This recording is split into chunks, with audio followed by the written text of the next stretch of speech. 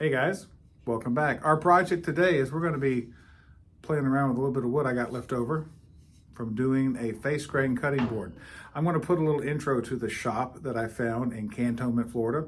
So if you're looking for a great place to go get some wood from, exotic hardwood, some domestic hardwood, they got a lot there, and I'll put a little clip I took of their shop with their sign and directions, phone number. You can get a hold of these folks. They're awesome. You'll love them. It's People's Exotic Hardwood. You can find them on Facebook and on the web. Just get on your Googler and go find them.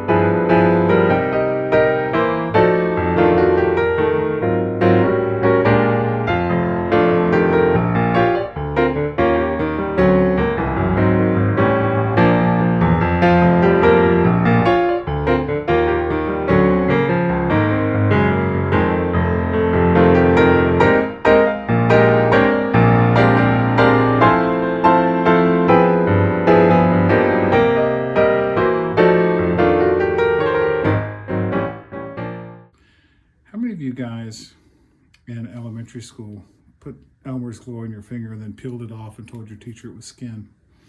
Just me? Okay.